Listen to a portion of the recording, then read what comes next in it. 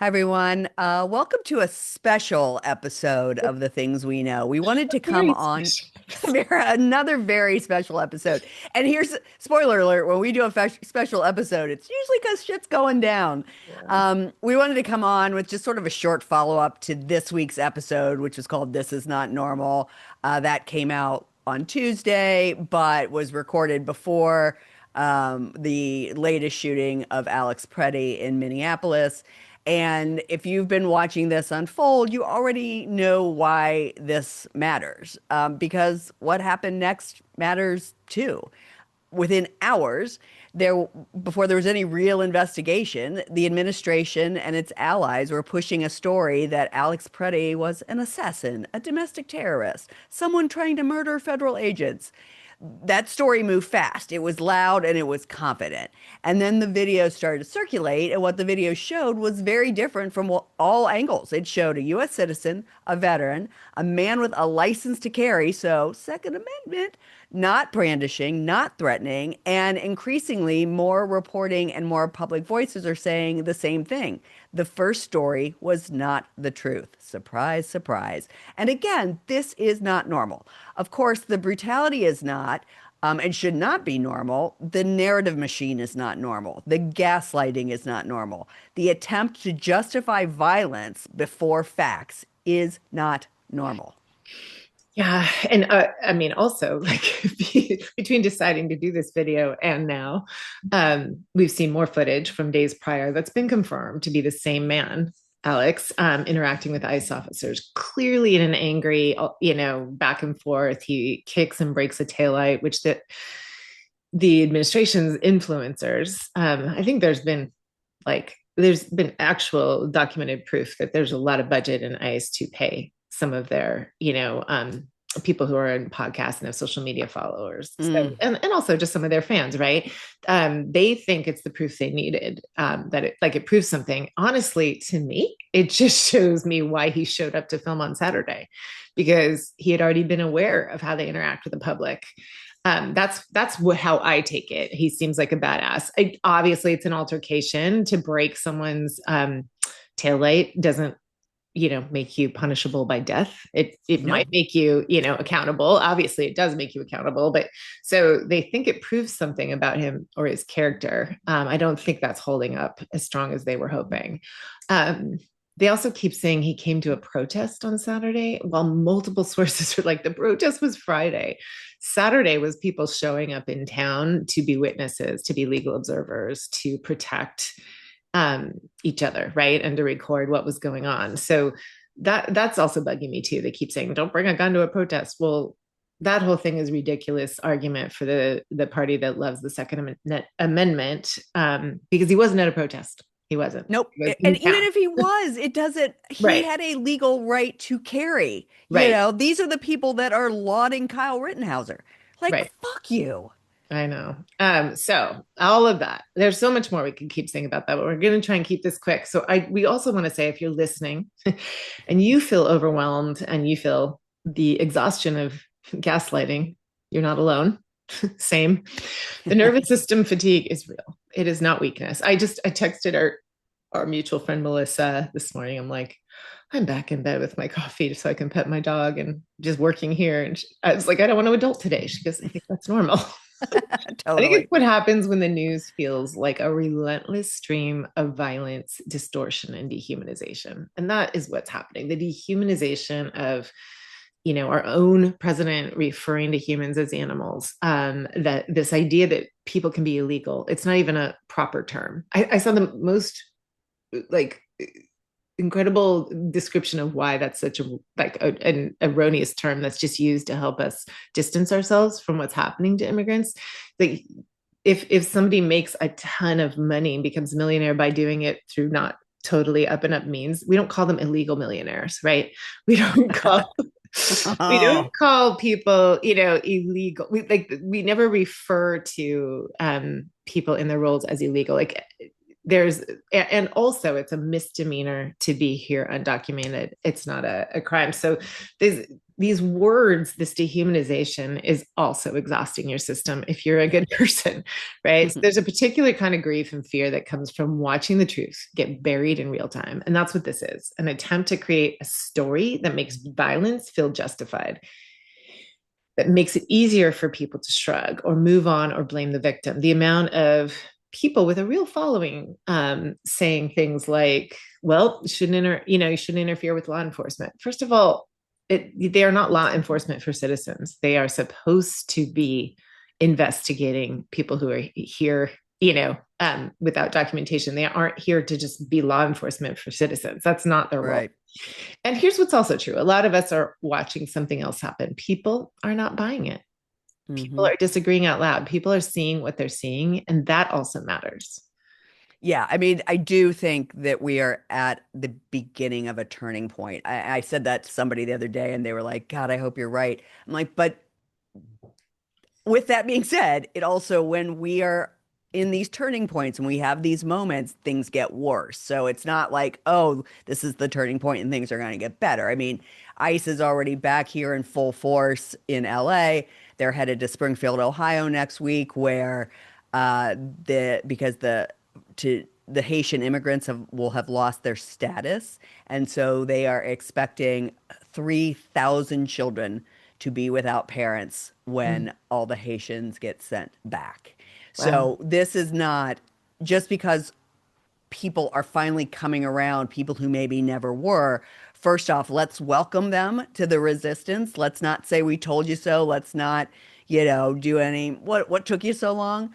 We welcome you because we are exhausted or we need more boots on the ground, but this is not ending anytime soon, and we definitely need to keep going, and we need to keep doing things like calling our senators. That worked today. Today, the DHS bill did not move forward.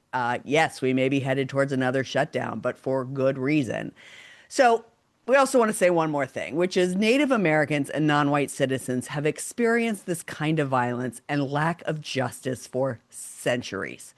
And it can feel awful and infuriating to watch public outrage expand now that the victims include white citizen, a white male veteran, a white ICU nurse, someone who fits a profile that more people are comfortable imagining as innocent. And we're not ignoring that. We see it. We have talked about it before and we will again. But we also want to say that, again, if this is what's finally waking up more Americans, it makes them recognize their own family members in the victims. Let's not waste that. Let's keep it going. Let's make sure it translates into action, into voting, into accountability, into law, and into leadership. And we can hope fiercely that it does not take more tragedies like this to move people, but it Please. probably will. Ugh. And if you're spiraling, you're not alone. I want to offer a reframe that I keep coming back to. Staying grounded is not the same as staying quiet. Regulating your Yes. nervous system is not political disengagement, it's stamina. Do know the difference though, Hmm. like really know that. Drink water, go outside, turn off your phone, unclench your jaw, unfollow accounts that are feeding your fear. There are some out there that really, like, an example would be if you follow some of the stuff Lisa and I are following, you could really start to believe that, like, there's going to be no point in voting because, they're going to rig it. They're going to rig it. It's pretty obvious they're already trying. Like they just went and raided the Atlanta, voting records yesterday. Yeah.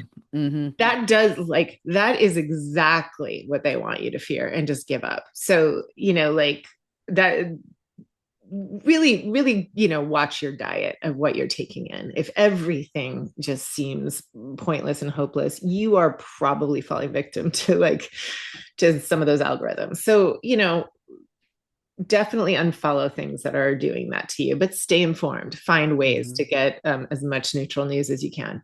But please, like, do what you can to stay in action. That will help your nervous system. If it's just making Hmm. a phone call, if it's sending emails, if it's showing up at a council meeting, talk to at least one person live about it. Talk to a neighbor. Mutual aid that you see happening in Minnesota is because they got really good at that after the George Floyd, shooting and during the pandemic.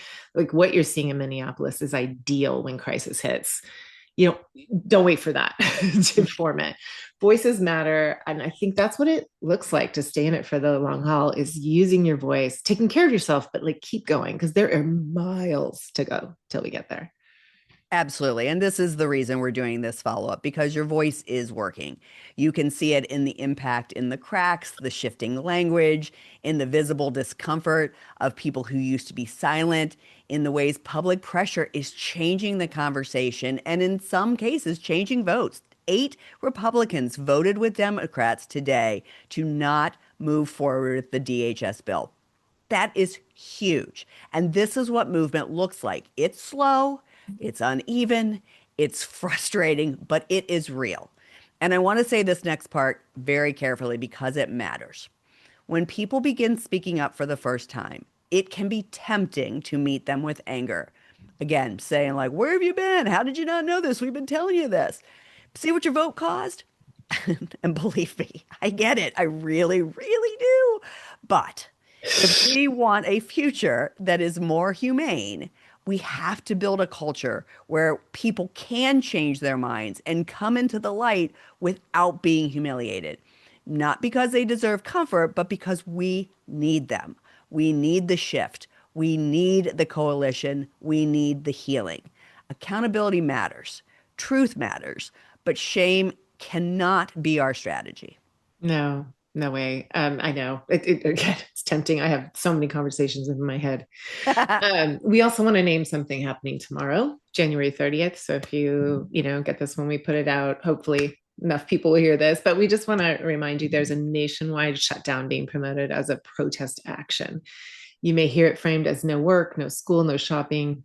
People are trying to use collective economic pressure because that's what the masses have. If you've ever seen the movie Bug's Life, there's a great Mm, scene where like the head of the cockroaches is like, if those ants ever realize there's so much more of them than us, we're doomed, right? yep, yep. This is our power because like collectively that's what we can do. Um, it's economic pressure to protest immigration enforcement tactics and violence, especially in the wake of Minneapolis. It has been used for a whole host of issues. There's a lot of issues, and remember that these horrific things happening got dialed down a little bit this week with a few changes to make us feel like they're making changes in Minneapolis. But meanwhile, a whole military base is opening up there in Minneapolis for ICE.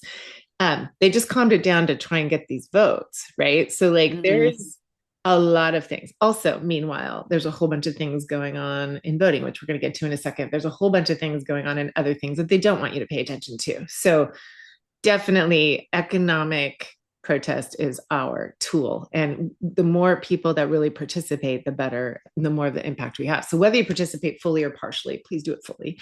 It is a sign. People are organizing, people are trying to create leverage, and that is not nothing. And let me just give you a couple of tips. Like, you may not be able to take the day off work. Your kid may not want to stay home from school, or you don't want your kid to stay home from school. That is okay. If you need to shop, stay away from big box stores, stay away from Target. They are doing absolutely nothing. They are headquartered in Minneapolis, and they have not spoken out about this, let alone everything else they've done in 2025 and 26. So if you need to shop, shop local. There's actually, I just saw before we got on, a movement to really just be this, it's called like fuck off Fridays. So every Friday, not every Friday don't go to work or whatever, but every Friday, make sure you curb your spending. If we did that 52 days of the year, that would be huge. So just think about what you can do. Once again, this is a moment to do what you can do, and everything matters. And yes, we want to talk about one more thing to keep it on your radar. We thought it had gone away, but la la la, We it's should know back. better at this point. I know, but I don't know. There's still this little naive part of me that wants to go, it's getting better. We'd like to just say we beat something, but what you can guarantee with this administration, especially like the one that's been like working in the shadows for 50 years towards Yeah. like turning us backward, that is Project 2025. Like you can be sure if you beat something, they have a backup plan to come back with Yeah, it it's in a it's a more subversive whack-a-mole. way. Yeah. Yeah, it's a whack-a-mole. All right, so we want to bring it back on your radar, which is the SAVE Act.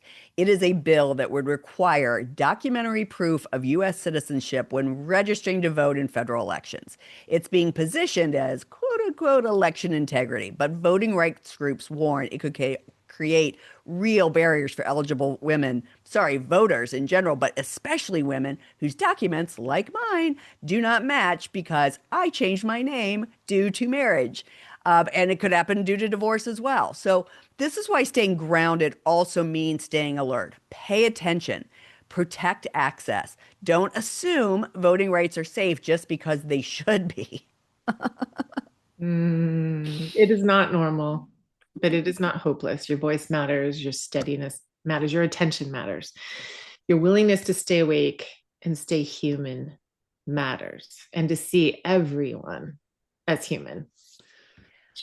And we want to still add a song, even though this is a short one. So, of course, we had to pick Bruce Springsteen. Goddamn, like writes a song, records it, and puts it out within about 72 hours. So, he wrote The Streets of Minneapolis. And I'm just going to read a little bit here. It says, "Oh, our Minneapolis, I hear your voice singing through the bloody mist. We'll take our stand for this land and the stranger in our midst. Here in our home, they killed and roamed in the winter of 26. We'll remember the names of those who died on the streets of Minneapolis." Mm. All right. Thank you guys for listening to this very special episode. I suspect Carrie and I will have a few more of these as 2026 rolls on. That's the brilliance of it just being us and Zoom. And we do it all ourselves so that we can turn around and zippity doo on this right out. Thank Yes. you for listening to the things we know. If this episode resonated, share it with a friend. Take a moment to follow the podcast, listen to the original This Is Not Normal, and go back and listen to our episodes on the SAVE Act last year. We had two. We had one where Carrie and I just talked, and we brought on a lawyer that really went into depth about how this will affect women and trans people as well. So please leave us a review, share, follow us on Instagram, whatever, and help more women find these conversations. Bye.